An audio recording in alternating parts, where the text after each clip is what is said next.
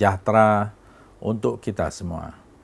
Saudara-saudara, hari ini 7 Desember 2020 kita mendapat kabar yang sangat mengejutkan. Ada 6 orang wafat, meninggal, syahid, anggota Front Pembela Islam. Itu diumumkan oleh Kapolda Metro Jaya siang tadi, dan saya membaca beritanya. Ini sebuah berita mengejutkan karena ada 2 informasi yang sangat berbeda. Informasi dari pihak kepolisian dan informasi dari Front Pembela Islam. Informasi dari pihak kepolisian mengatakan bahwa mereka sedang membuntuti, mengikuti iring-iringan dari mobil yang dikendarai oleh Habib Rizik Syihab dan para pengawalnya. Dan kemudian terjadi tembakan-tembakan. Dan mereka kemudian menembak balik, 6 orang meninggal. Itu versi polisi yang saya baca di dalam berita.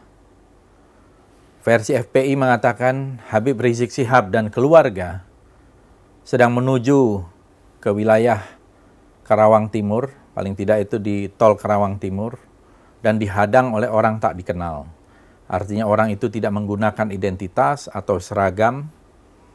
Kemudian mereka menembaki mobil dari para pengawal Habib Rizik, dan kemudian mereka diculik, tidak diketahui keberadaannya. Bahkan ada berita sebelumnya mengatakan tidak diketahui keberadaan mereka. 6 orang dari anggota Laskar FPI ini. Kemudian kita ketahui juga dalam rilis yang saya baca bahwa Habib Rizik bersama keluarga dekat, keluarga inti, hendak melakukan pengajian terbatas bersama keluarga inti. 2 informasi ini kalau kita lihat merupakan informasi yang saling bertolak belakang. Pertama, saya ingin menanggapi bahwa bagaimanapun peristiwa apapun, apalagi dalam sebuah peristiwa yang tidak ada kaitannya dengan terorisme, tidak ada kaitannya dengan separatisme, tidak boleh ada darah yang tumpah. Karena konstitusi kita mengatakan melindungi segenap tumpah darah Indonesia. Habib Rizik dan para pengikutnya adalah warga negara Indonesia, warga yang terhormat. Saya kira di sini bisa diselidiki, bisa terjadi abuse of power, kesewenang-wenangan melebihi dari apa yang dilakukan. Karena senjata itu ada aturannya, bagaimana menembak dan seterusnya.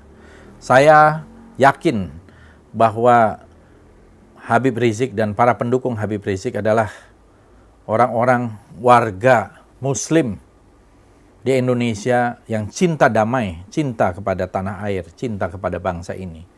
Tidak akan menggunakan kekerasan, tidak akan menggunakan senjata, dan senjatanya dari mana. Oleh karena itu, menurut saya peristiwa ini harus segera diselidiki.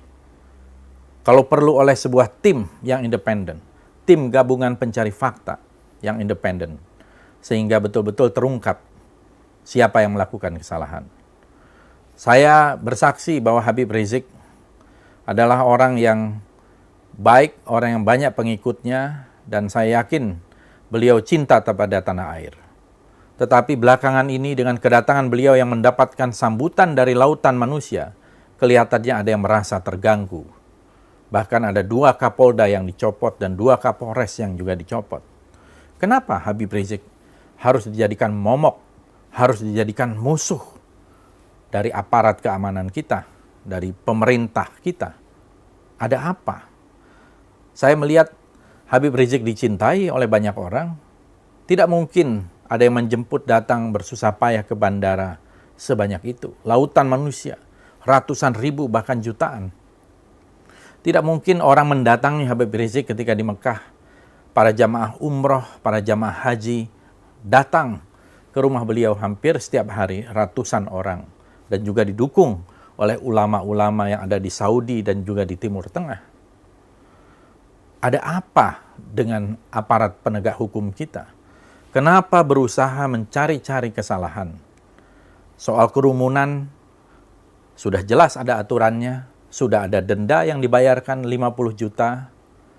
Padahal juga banyak kerumunan-kerumunan lain yang tidak diselidiki oleh aparat kepolisian, termasuk di dalam acara pilkada, acara maulid-maulid di berbagai tempat, acara keagamaan di tempat lain, acara apel dan sebagainya. Jadi ada diskriminasi hukum di sini yang jelas. Dan menurut saya ini merupakan sebuah kemunduran bagi demokrasi kita dan membahayakan keutuhan, integritas sosial kita. Peristiwa hari ini, 7 Desember 2020, 3 hari menjelang Hari Hak Asasi Manusia, harus diselidiki. Jangan sampai ini menjadi sebuah pelanggaran hak asasi manusia yang sangat brutal di tengah pandemi COVID-19.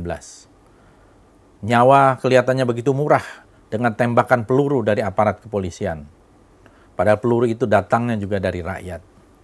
Dibiayai oleh rakyat. Dan tidak boleh kemudian peluru itu juga menghadang kepada rakyat. Apalagi ini adalah tokoh yang terhormat, ulama, kiai, habaib yang juga banyak dicintai oleh masyarakat Indonesia. Saudara-saudara, marilah kita ikuti kasus ini secara seksama agar tidak lagi terjadi upaya-upaya diskriminasi hukum terhadap mereka yang bersuara vokal, termasuk yang mereka melakukan kritik kepada pemerintah atau mereka yang tidak disukai oleh pemerintah. Itulah yang namanya demokrasi. Peristiwa ini menurut saya harus mendapatkan perhatian secara serius dari pemerintah untuk mengevaluasi aparat yang ada di lapangan maupun aparat yang menginstruksikan pelaku penembakan terhadap para pengawal Habib Rizik tersebut. Apakah ini sudah sesuai dengan SOP, Standard Operating Procedure yang ada, ataukah ini inisiatif dari oknum-oknum tertentu untuk membuntuti rakyat sipil, tokoh sipil kemana-mana tanpa melalui sebuah prosedur yang tepat, yang benar. Ini menurut saya harus diselidiki siapa yang melakukan perintah untuk melakukan penguntitan terhadap Habib Rizik dan para pengikutnya, termasuk juga melakukan penembakan, penghadangan, penyerangan, dan mungkin juga penculikan. Ini merupakan satu tindakan yang sangat serius ya terhadap tokoh umat ya kepada Habib Rizik Syihab dan para pendukungnya, dan saya kira ini sangat membahayakan integritas sosial kita.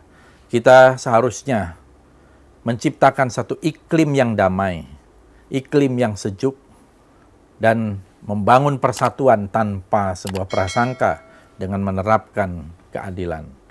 Tetapi kelihatannya memang ada usaha-usaha yang mentarget Habib Rizik Syihab untuk menjadi pesakitan. Mudah-mudahan akan segera ada titik terang dan keadilan betul-betul muncul. Siapa yang bersalah harus bertanggung jawab, termasuk Kapolda Metro Jaya. Terima kasih. Wassalamualaikum warahmatullahi wabarakatuh.